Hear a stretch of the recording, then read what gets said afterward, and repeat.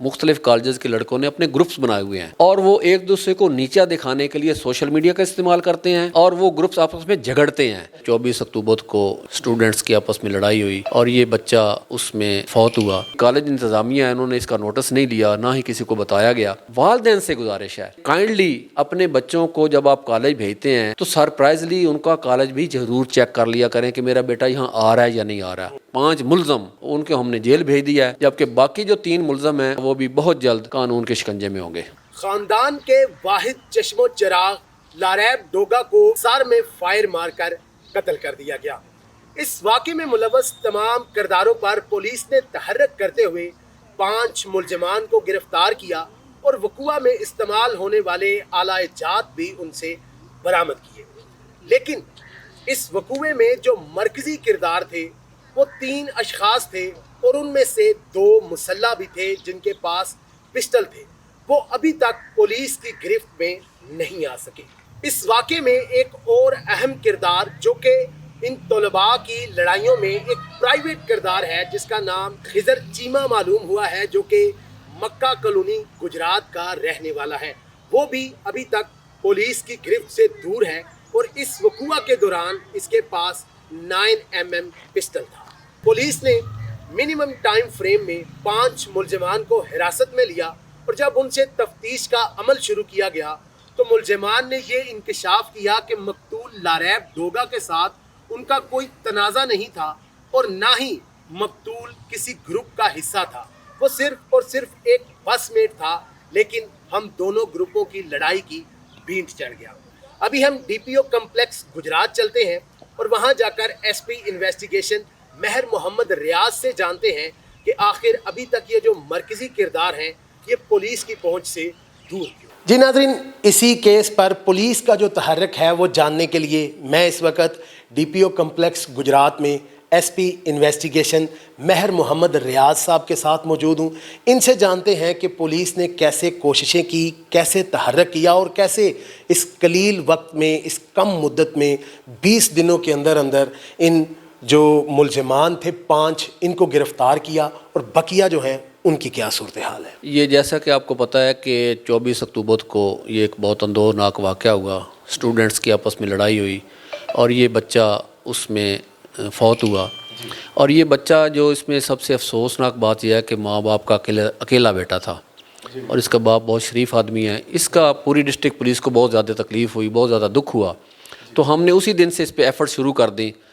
तो एफ़र्ट्स करने के नतीजे में हमें ये पता चला कि कॉलेजों ने मुख्तलिफ़ किस्म के ग्रुप्स बनाए हुए हैं बच्चों ने, और वो सोशल मीडिया पे एक दूसरे को नीचा दिखाने के लिए वो मुख्तलिफ़ किस्म की एक्टिविटीज़ करते थे और ये आहिस्ता आहिस्ता जो उनकी आपस में क्लैश बढ़ता बढ़ता इस लेवल तक आ गया कि इससे पहले भी ये ग्रुप आपस में 1-2 बार लड़ चुके थे, लेकिन जो उनकी कॉलेज इंतज़ामिया है उन्होंने इसका नोटिस नहीं लिया, ना ही किसी को बताया गया।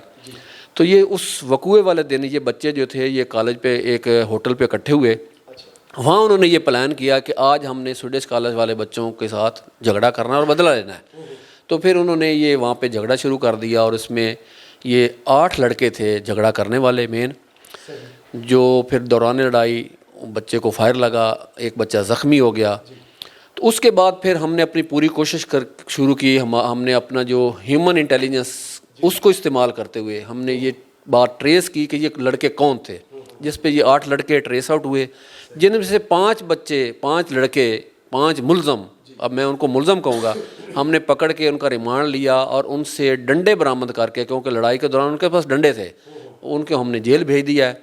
जबकि बाकी जो 3 मुलजम हैं उनके लिए हमारी टीमें बन चुकी हैं, वो रेड कर रहे हैं और इंशाल्लाह वो भी बहुत जल्द कानून के शिकंजे में होंगे। बहुत ज़बरदस्त, इंशाल्लाह ज़रूर ऐसा ही होगा। अच्छा, ये जो अभी गिरफ़्तार हुए हैं ये 5 के 5 मुलजमान डंडा बरदार थे, जो बकिया 3 हैं ये असला बरदार थे। उनमें 2 लड़कों के बारे में ये है कि उनके पास असला था, पिस्टल थे। ये अब बात तब जो गिरफ़्तार होंगे तो तफ्तीश के बाद क्लियर होगा कि उनके पास किसके पास असला था, और जिसका असला प्रूव होगा फिर हम रिकवर करेंगे और एज़ पर लॉ उसकी कार्रवाई की जाएगी। अच्छा, आपसे एक और चीज़ ये जानना चाहूँगा कि ये जो मुलजमान अभी गिरफ़्तार हुए हैं इन्होंने कोई दौरान इंटेरोगेशन क्या इंकशाफ किया है कि इनके इस मकतूल के साथ तनाज़ा क्या था, झगड़ा क्या था, या कि अनइंटेंशनली इसको फायर लगा? नहीं, मैं इसमें ये जो था मैंने आपको पहले ही बताया है कि ये مختلف کالجز کے لڑکوں نے اپنے گروپس بنائے ہوئے ہیں اور وہ ایک دوسرے کو نیچا دکھانے کے لیے سوشل میڈیا کا استعمال کرتے ہیں اور وہ گروپس آپس میں جھگڑتے ہیں. یہ اچانک انسیڈنٹ نہیں ہوا, اس سے پہلے ان کے 2-3 بار آپس میں جھگڑے ہو چکے ہیں. اور یہ پنجاب کالج والے جو بچے ہیں ان کا اور سویڈش والوں کا جھگڑا ہوا. آج یہ جو لڑکے ہیں وہ اپنا بدلہ لینے کے لیے آئے تھے. کہ یہ جو لاریب ہے, جب اس کے دوستوں سے اور دیگر عزیزوں سے پتہ یہ چلا ہے کہ اس کا کسی گروپ کے ساتھ کوئی تعلق نہیں تھا, یہ صرف ایک بس میٹ تھا, یہ صرف ایک بس میں سفر کر رہا تھا. جی بالکل, میں اس بات سے بالکل, یہ بات دوران تفتیش ثابت ہوئی ہے کہ لاریب بذات خود شریف بچہ تھا. دوسرے گروپ کے لڑکے تھے, یہ بیچارہ وہاں کھڑا ہونے کی وجہ سے گولی کا نشانہ بن گیا. یہ بذات خود کسی گروپ کا ممبر نہیں تھا. بالکل صحیح. اچھا, آخر میں یہ جاننا چاہوں گا کہ ظاہر ہے یہ جو اسٹوڈنٹس کے کالجز میں اس طرح کی گروپ بندیاں ہیں, ان کی وجہ سے نہ صرف اسٹوڈنٹس کے آپس میں تنازعات بنتے ہیں بلکہ دیگر شہریوں کو, دیگر ٹرانسپورٹرز جو ہیں ان کو بھی مسائل کا سامنا کرنا پڑتا ہے. تو پولیس ان گروپ بندیوں کو ختم کرنے کے لیے کیا کوئی لائحہ عمل لا رہی ہے؟ جی, ہم نے اس دن سے ہی اس پہ کام شروع کر دیا ہوا ہے. تمام کالجز کے پرنسپلز جو ہیں ہم نے ان کے ساتھ میٹنگ کی ہے. ہم نے ان سے کہا جی کہ آپ آئیڈینٹیفائی کریں ایسے لڑکے جو کہ کالج میں پرابلم کریٹ کرتے ہیں یا جنہوں نے اس قسم کے گروپس بنائے ہوئے ہیں. سیکنڈلی, ہم نے جو 3-4 بڑے کالج ہیں جس میں زمیندارہ کالج ہے, اس میں پنجاب کالج ہے, اس میں سویڈش کالج ہے, وہاں پہ ہم نے اپنی پولیس کی ڈیوٹی لگا دی ہے. وہ صبح کے ٹائم پہ بھی وہاں موجود ہوتے ہیں, گشت کرتے ہیں, چھٹی کے ٹائم پہ بھی گشت کرتے ہیں اور سارا دن بھی وہاں موجود ہوتے ہیں. ہم نے کالج انتظامیہ سے ریکویسٹ کیا ہے کہ جو لڑکے آؤٹ سائڈر آپ کے کالج میں آ رہے ہیں یا آپ آئیڈینٹیفائی کریں, ہمیں ان کے بارے میں بتائیں, ہم ان کے خلاف کارروائی کریں گے. اور ہم کارروائی کر رہے ہیں, ہم نے مانیٹرنگ شروع کر دی ہے.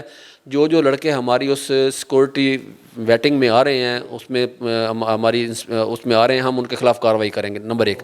سیکنڈلی, میری والدین سے گزارش ہے کہ کائنڈلی اپنے بچوں کو جب آپ کالج بھیجتے ہیں تو سرپرائزلی ان کا کالج بھی ضرور چیک کر لیا کریں کہ میرا بیٹا یہاں آ رہا ہے یا نہیں آ رہا.